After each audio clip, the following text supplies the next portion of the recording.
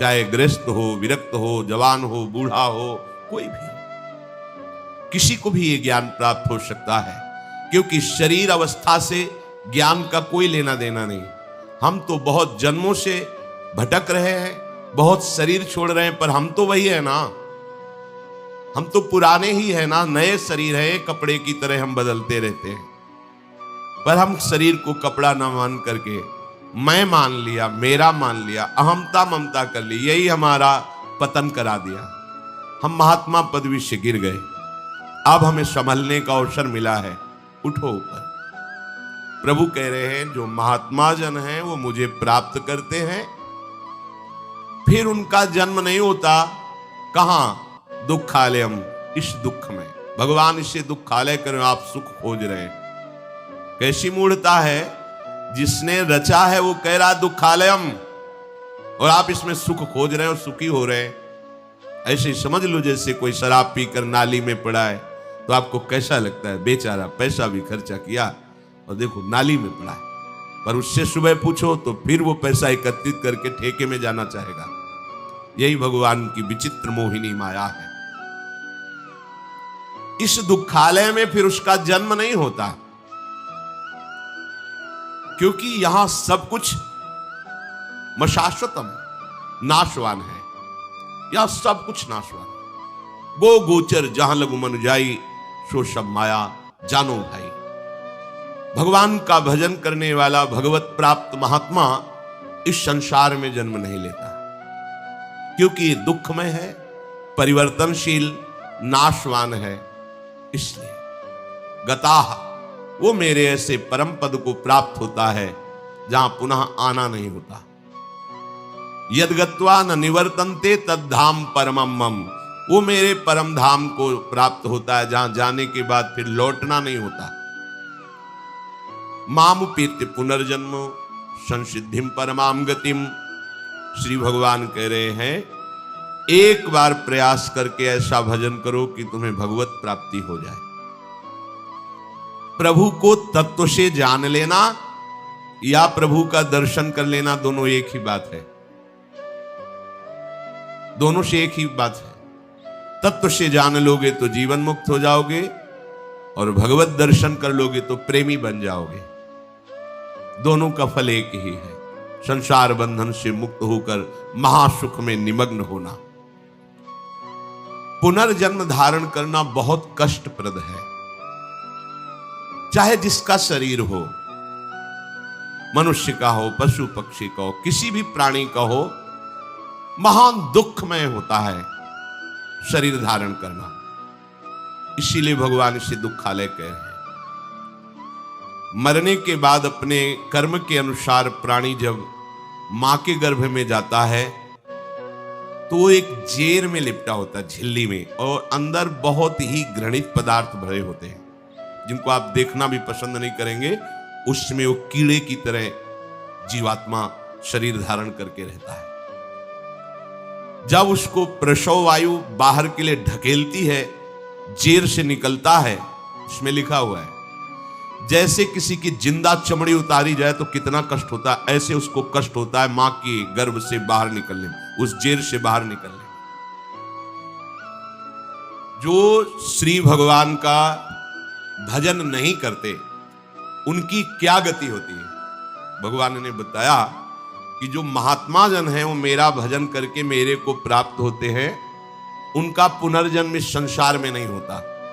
पर जो प्रभु से विमुख हैं, ध्यान से सुनिएगा, जो प्रभु से विमुख हैं, भजन नहीं करते हैं, भगवान के चरणों का आश्रय नहीं लिए हैं, उनकी क्या दुर्गति होती है, उनको कितना कष्ट भोगना पड़ता है। तस्यै तस्य जनो नूनम नायम वेदोरु विक्रमम काल्यमानोपि बलिनो वायोरिव घनावलिः। पहले तो समझ लो कि ये काल किसी का मित्र नहीं है, किसी का शत्रु नहीं है, या किसी से प्यार नहीं करता, समय आने पर सबको नष्ट कर देता है। ये बड़ा बलवान है काल, आज तक इसे कोई अधीन नहीं कर पाया। ये सब का नाश करने पर तुला हुआ है। देखो ना, जरा सी भूमि हिली, हजारों लाखों लोग मर गए। निर्दयी काल को दया भी नहीं आती। आराम से मुस्कुराते हुए हंसते हुए गाड़ी में जा रहे हैं, सामने से ऐसा सब नष्ट मर गए। एक काल किसी को नहीं बख्शता। पहले समझ लो, तुम जो मत वाले हो रहे हो, शास्त्राज्ञा का उल्लंघन करके भजन नहीं कर रहे हो, काल के निशाने पे हो, रौंद दिए जाओगे। ये दयालु नहीं है, बिल्कुल इसको दया नहीं है। ये पुत्र से पिता की मृत्यु करा दे, मां से पुत्र की मृत्यु करा दे। देखो ना, मां गर्भ में ही बालक की हत्या कर देती है। बड़ा बलवान है काल, किसी के वश में नहीं, किसी के अंकुश में नहीं, सब इसके अधीन है। वायु के द्वारा उड़ाया जाने वाला मेघ समूह जैसे बल को नहीं जानता वायु के, ऐसे ये चराचर जीव काल के बल को नहीं जानता है। भगवान स्वयं कपिल देव जी माता देहूति से कहते हैं, ये समस्त योनियों में भ्रमण करने वाले जीवों पर हर समय दृष्टि रखता है काल, और अवसर पाते ही सबका मिटिया मेट कर देता है। परिचय है भला इस काल से? कोई नहीं जानता इसको, इसके बल को कोई नहीं जानता। जीव प्रत्येक क्षण सुख की अभिलाषा से ही कार्य करता है। शास्त्र है, तुम्हारे मन की एक एक बात इसमें लिखी हुई है। प्रत्येक प्राणी जो भी चेष्टा करता है वो सुख के लिए करता है, चाहे चींटी ही क्यों ना हो। वो भी बड़े श्रम से एक दाना उठा करके घसीटती हुई जा रही है, केवल सुख की लालसा से। तुम जो जो कार्य करते हो सुख की अभिलाषा से, बड़े से बड़ा कष्ट उठा करके तुम उस क्रिया को पूर्ण करते हो, और काल ताक में लगाए हुए तुमको वहीं नष्ट कर देता है। देखो ना, काल किसी को नहीं छोड़ता, उसको कभी शोक नहीं होता कि मैंने ये क्या किया। ये भगवान का रुद्र रूप है काल। मंदमती जीव बच सकता है काल से। समुझ जे आए शरण ते डरत ना, काल डर। ओहो, जिए काल बस ना परे। भक्त जीता है काल के अधीन नहीं, भगवत भाव में जीता है वो। जब ध्रुव जी परम पद पर आरूढ़ होने के लिए तैयार हुए, भगवान का विमान आया, पार्षद आए, तो काल मूर्तिमान होकर कहा, इस लोक से कोई भी मेरे आक्रमण से बच के नहीं जाता। ध्रुव जी ने कहा, तुम्हें स्पर्श करने का बड़ा स्वभाव है, काल स्पर्श करे तो नष्ट हो जाए आदमी। झुको। और काल के माथे पर पैर रखकर विमान पर चढ़ करके अटल पदवी को प्राप्त हुए, क्योंकि 5 वर्ष में ही इन्होंने भगवत आराधना प्रारंभ करके भगवत साक्षात्कार कर लिया था। काल के सर पर, माथे पर पैर रखकर, जो काल सबको नष्ट करता है, उस काल के ऊपर पैर रखकर ध्रुव जी भगवान के पार्षदों के द्वारा उस विमान पर बैठकर परम पदवी को प्राप्त हुए। तुकाराम जी विठल विठल विठल, केशव विठल विठल विठलाम, माधव विठल विठल विठलाम। नाम जप के प्रभाव से सबके बीच में विमान आया और सदैव भगवत धाम गए। सदैव काल कहीं रोम को भी नहीं छू पाया। सदैव मीरा जी श्री लाल बिहारी में समा गई द्वारिका। सदैव जगन्नाथ जी में महाप्रभु चैतन्य देव समा गए। काल की गति नहीं कि छू सके। जिए काल बसना पर एक ही उपाय है, भगवान की शरण।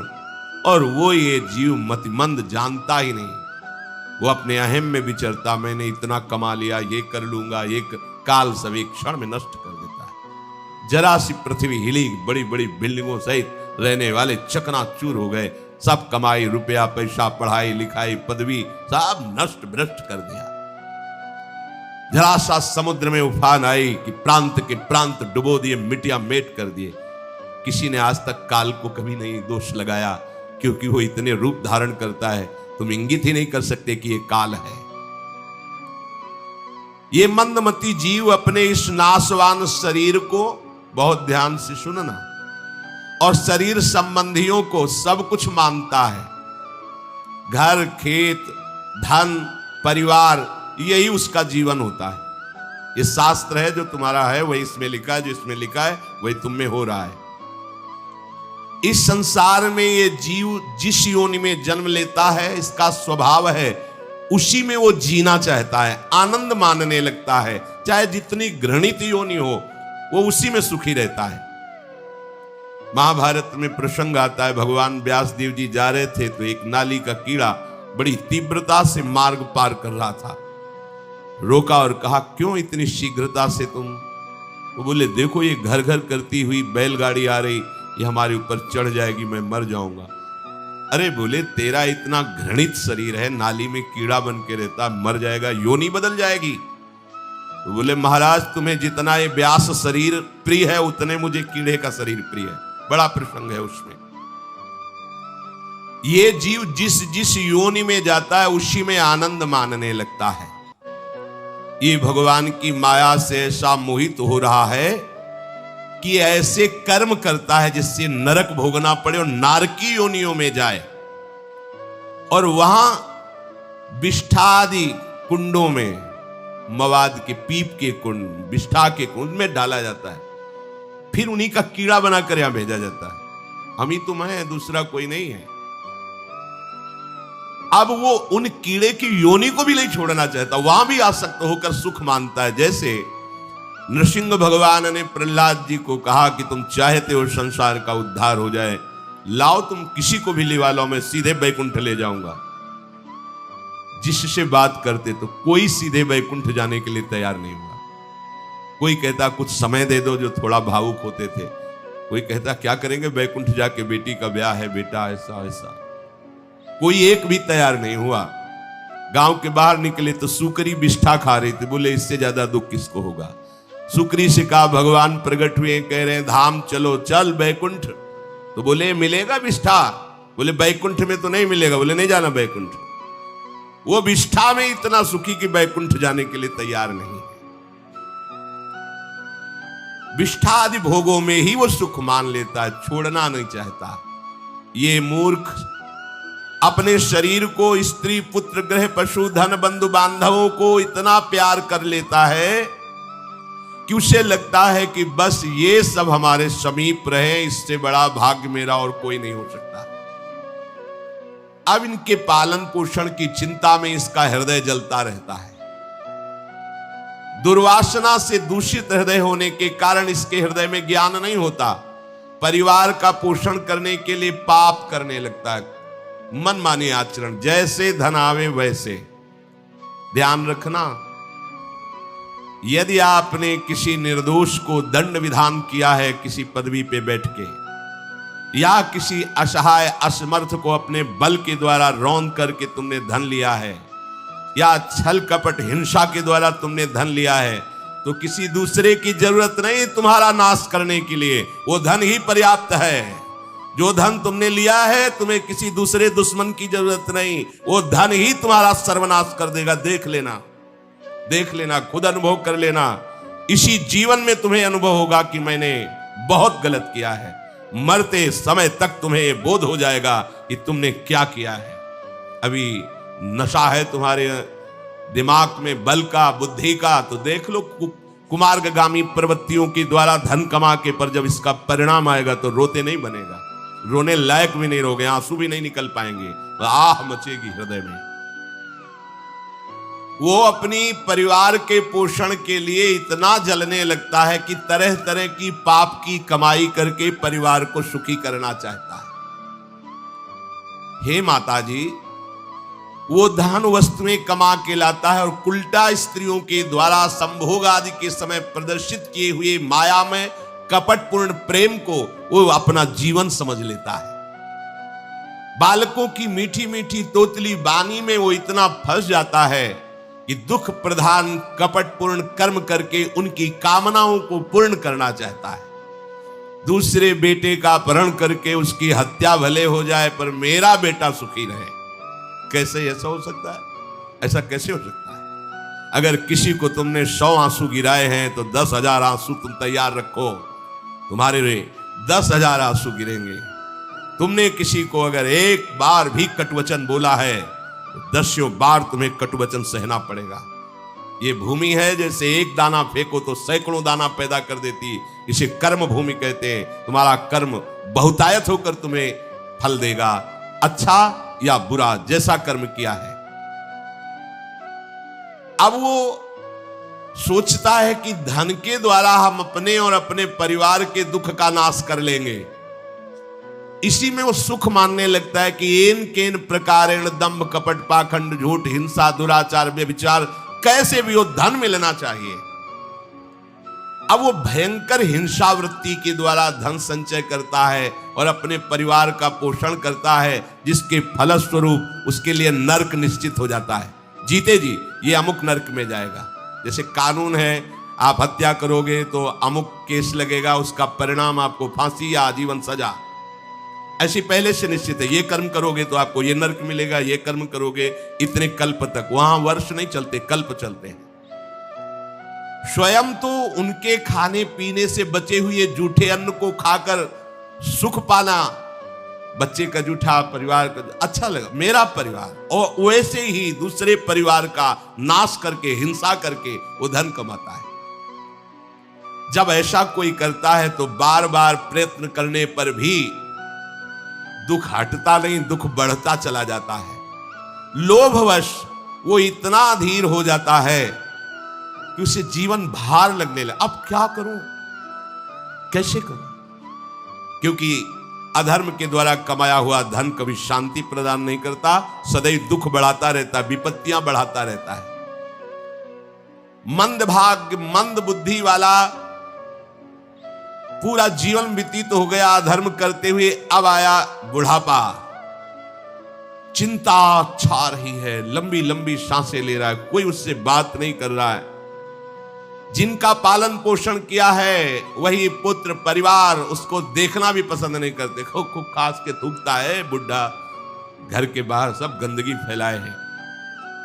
अगर कहीं साइड में कमरा पिछवाड़े टाइप कहीं हो तो ऐसे रखे जाते बूढ़े बाड़े, इज्जत खराब होती, सामने ही प्रवेश होते, खांस रहे हैं, बैठे हैं, कोई उनका आदर नहीं करता। जैसे किसान बूढ़े बैल की उपेक्षा कर देता है, ऐसे परिवार वाले उसकी उपेक्षा कर देते हैं। फिर भी उसे घर से वैराग्य नहीं होता, हरि की याद नहीं आती। उसने स्वयं जिनको पाला था वही उसका निरादर करते हैं, पक्का। एक बिंदौर है यमुना के किनारे, फतेहपुर जिला, उस समय भ्रमण में थे तो एक गांव की गली से निकलना पड़ा। कोई ऊपर से देख रहा था, वृद्धाया, बड़ा महल जैसा मकान बना था। स्वामी जी रुकिए रुकिए रुकिए, बोलिए क्या बात? मैं बहुत दुखी हूं, ये सब मैंने कमा के मकान बनाया है, मेरे बच्चे मुझे रोज गाली देते हैं, मारते हैं, अच्छे अच्छे पदार्थ बना के पाते हैं मेरे लिए, ऐसे क्या करूं? बाबा जी बन जाओ। बाबा जी से पूछोगे तो क्या बोलोगे? एकमात्र उपाय भगवान की शरण में हो, अब भजन करो, चौथी अवस्था है। बोले वो तुमसे बात नहीं बनेगी, चल दिया। क्योंकि लोगों की धारणा होती कोई जंतुर दे देंगे, कोई छूछा कर देंगे, काम बन जाएगा। बहुत गिरी हुई स्थिति लोगों की होती है। वो ये नहीं समझते कि राधा राधा कृष्ण कृष्ण कहने से सब दुख दोष नष्ट हो जाएंगे। तुम्हारा परिवार क्या तुम्हें विश्व प्यार करने लगेगा। जा पर कृपा राम की हुई, ता पर कृपा करे सब कोई।